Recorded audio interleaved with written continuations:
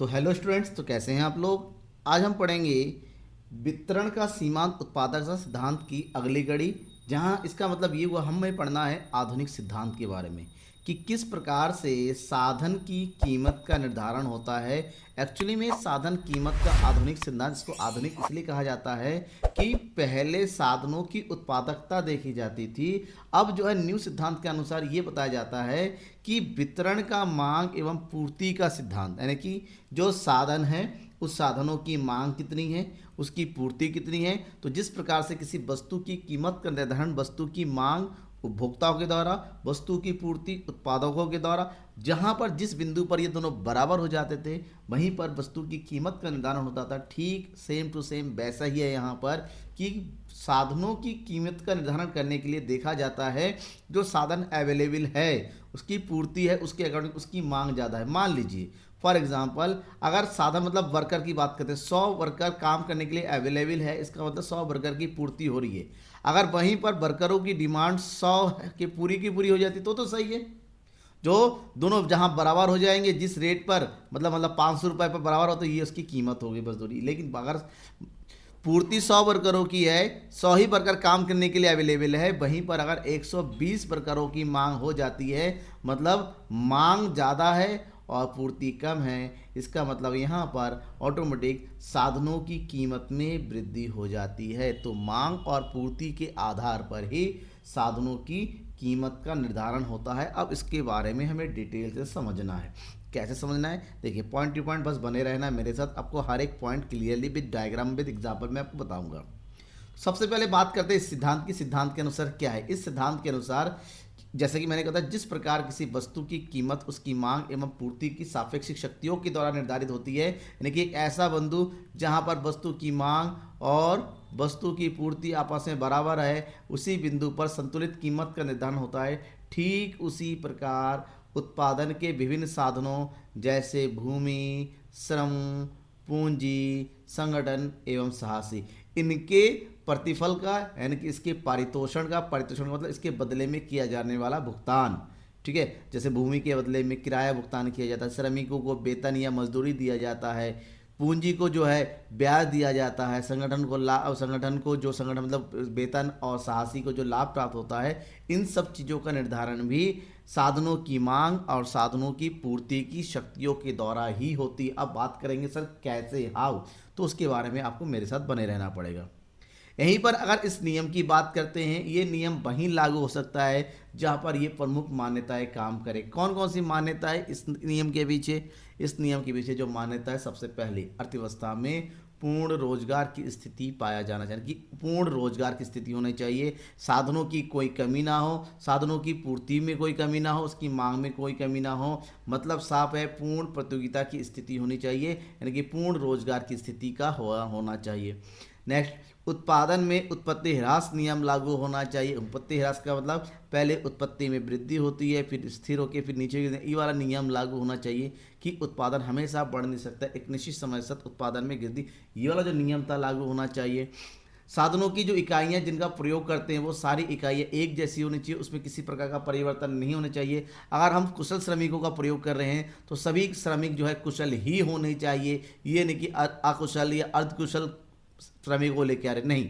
ऐसे में इकाइयों का मापदंड बदल जाता है और ये नियम वहाँ पर लागू नहीं होता है। साधनों का एक दूसरे के साथ पूर्ण स्थानापन्न होना चाहिए, जो भी साधन है एक दूसरे की जगह पर, मतलब एक मजदूर काम कर रहा है उसको हटा के किसी दूसरे मजदूर को लिया जा सके, इस प्रकार से साधन होने चाहिए। साधन बाजार में पूर्ण प्रतियोगिता होनी चाहिए कि साधन केवल एक ही विक्रेता बेच रहा है, एक ही जो है सप्लायर जो है साधनों को प्रोवाइड कर रहा है, ऐसा नहीं होना चाहिए। पूर्ण प्रतियोगिता का मतलब होता है यहाँ पर सप्लायर की कमी नहीं होनी चाहिए, साथ ही साथ डिमांड करने वाले भी कोई कमी नहीं होनी चाहिए, और प्रत्येक साधन पूर्णतः विभाज्य होने चाहिए।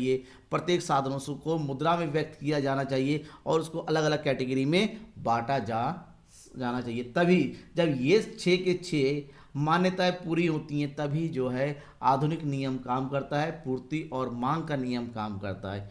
ठीक है ना, यहाँ तक तो समझ में आ गया। अब यहाँ तक अगर समझ में आ गया तो सिद्धांत की व्याख्या भी आपको समझ में आ जाएगी, क्योंकि सिद्धांत की व्याख्या के अनुसार यहाँ पर कुछ नहीं समझना है, बस ये समझना है कि किसी साधन की मांग और किसी साधन की पूर्ति किस प्रकार से साधनों की कीमत को तय करती है। तो सबसे पहले तो हमें जान लेते हैं साधनों की मांग क्या होती है। साधनों की मांग का मतलब होता है जो साधनों को प्रयोग करने वाला होता है वही मांग करता है उनकी उत्पादक। किसी साधन की मांग है, साधन की मतलब होता है, जाहिर सी बात है, आपको वस्तुओं का उत्पादन करना है तो साधन तो चाहिए ही। आपको भूमि चाहिए, मान लीजिए एक जगह पर इतनी भूमि है, 1 एकड़ खेत है। अब 1 एकड़ खेत मतलब इतनी सप्लाई है, उसको खरीदने वाले बहुत ज़्यादा आ जा रहे, ऑटोमेटिक इस खेत का जो रेट होता है ना वो बढ़ जाएगा।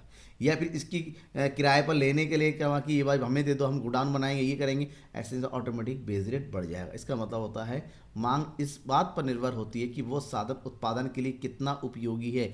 जो जितना ज़्यादा यूज़फुल होता है ना, साधनों की बात करते हैं, उसकी डिमांड ही उतनी ज़्यादा। इससे पहले मैंने पिछली क्लास में एग्जाम बताया था कि मान लीजिए एक व्यक्ति है एमबीए किया हुआ और साथ ही साथ वो 10 साल का एक्सपीरियंस भी है और अच्छे काम जानता है, इसकी डिमांड हर एक कंपनी से होगी इस वर्कर की, क्योंकि ये टैलेंटेड है और हर किसी को टैलेंटेड एक्सपीरियंस लोगों की ज़रूरत होती है। तो बात होती है किसी की चीज़ की डिमांड तभी होगी जब वो अधिक उपयोगी होगा, वो काम करने लायक होगा, उसकी आउटपुट बहुत ज़्यादा होगी, तभी उसकी डिमांड ज़्यादा होती है। मतलब साफ है कि साधन उसके लिए कितना उत्पादन कर सकता है, अगर उसकी उत्पादकता ज़्यादा होती है तो उसकी मांग भी ज़्यादा होगी और उसकी कीमत भी बाद में ज़्यादा हो जाती है।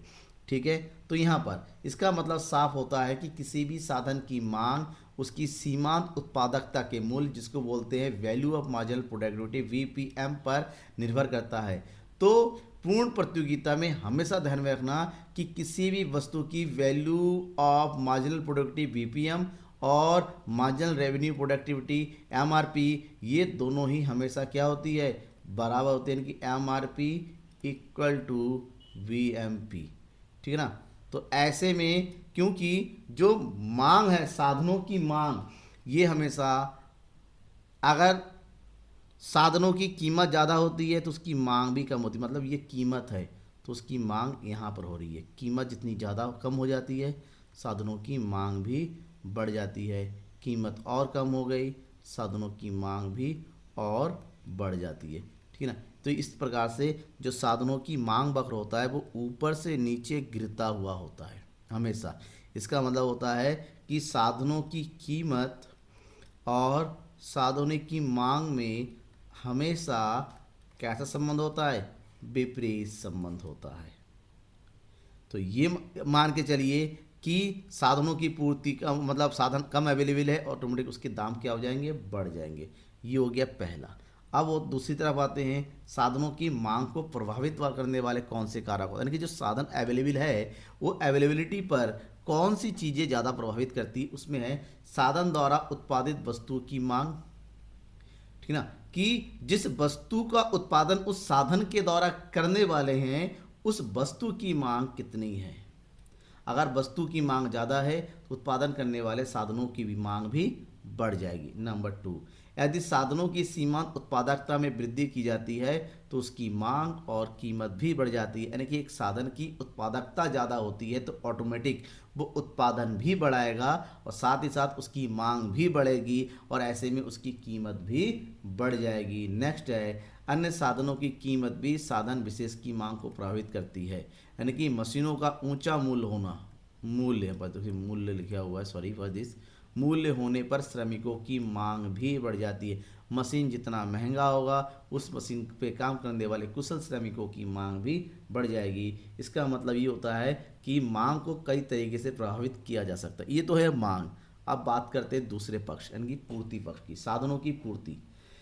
पूर्ति पक्ष की ओर उत्पादन की न्यूनतम सीमा होती है जिससे कम वह साधन विशेष का स्वामी अपने सेवाओं के लिए नहीं लेगा। मतलब पूर्ति, पूर्ति हमेशा क्या, पूर्ति हमेशा उत्पादन की सीमा देख के होता है कि कितना, अगर उत्पादन कम होता है तो जो जाहिर सी बात है जो स्वामी होता है साधनों को प्रोवाइड करने वाला होता है साधनों को प्रोवाइड नहीं करेगा।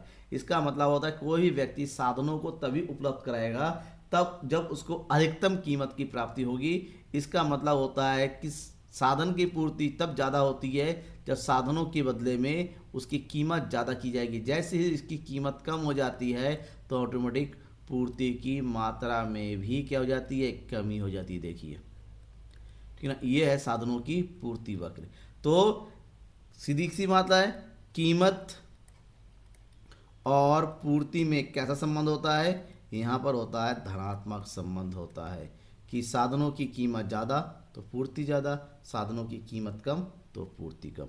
अब इस प्रकार से हमें यह समझना होगा पूर्ति को प्रभावित करने वाले कौन से कारक। अगर पूर्ति को प्रभावित करने वाले कारकों की बात करते हैं, सबसे पहला कारक है साधनों का पुरस्कार, यानी कि साधनों के बदले में दिया जाने वाला कीमत, जो जितना ज़्यादा होगा पूर्ति भी बढ़ जाएगी, और अगर ये कम हुआ तो पूर्ति भी कम हो जाएगी। साधनों की शिक्षा और प्रशिक्षण की लागत, अगर लागत ज़्यादा है प्रशिक्षण की तो ऑटोमेटिक, ठीक ना, उसकी पूर्ति कम हो जाएगी, क्योंकि ज़्यादा खर्चा होता है ना, कीमत बढ़ जाए और ज़्यादा कीमत पर दिक्कत होती है ना। फिर साधनों की गतिशीलता जितनी ज़्यादा होगी उसकी पूर्ति भी बढ़ जाएगी। साधन एक स्थान से दूसरे स्थान तक लाने की, मान लीजिए मशीन का प्रयोग है, मशीन महंगा है, मशीन को लाने की कीमत बहुत ज़्यादा है, तो पर पूर्ति हो सकता है कम हो जाए, क्योंकि बहुत दूर से मशीन लाना, उसके ऊपर खर्च करना हर किसी के लिए पॉसिबल नहीं होता है। तो यहाँ पर भी देखा जाता है कि मशीन को लाने ले जाने पे साधनों को ले जाने में कितना खर्च हो रहा है, क्योंकि लोग कम खर्च को ज़्यादा प्रीफर करते हैं।